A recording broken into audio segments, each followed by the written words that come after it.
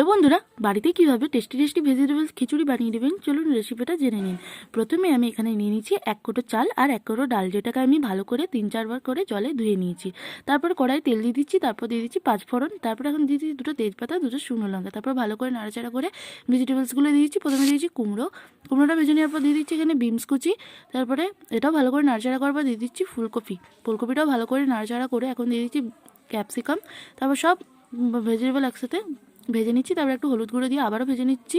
এবার দিচ্ছি সব মশলাগুলো, হলুদ গুঁড়ো, লঙ্কা গুঁড়ো, কাশ্মীরি লাল লঙ্কার গুঁড়ো, জিরে গুঁড়ো, ধনে গুঁড়ো সব কিছু দিয়ে ভালো করে নাড়াচাড়া করে এখন দিয়ে দিচ্ছি টমেটো কুচি। টমেটোটা ভালো করে ভেজে নেওয়ার পর এখন দিয়ে দিচ্ছি আদা আর কাঁচা লঙ্কা বাটা। তারপরে এটাকেও ভালো করে নাড়াচাড়া করে নিচ্ছি। তারপর দিয়ে দিচ্ছি স্বাদ মতো চিনি আর স্বাদ মতো নুন। তারপরে ভালো করে নাড়াচাড়া করে নেওয়ার পর ভেজিয়ে রেখেছিলাম যে চালটা আর ডালটা, সেটা এবার দিয়ে দিলাম। তারপর ভালো করে এটাকেও নাড়াচাড়া করে নিচ্ছি। তারপরে এখানে দিয়ে দিচ্ছি 4 গ্লাসের মতো জল। তারপরে ভালো করে জলের মধ্যে আমি খিচুড়িটা ভালো করে ডুবিয়ে নিলাম। তারপরে এখানে দিয়ে দিয়েছিলাম 15 মিনিটের মতো ঢাকা। দেখতেই পাচ্ছ আমার 80% মধ্যে হয়ে গেছে।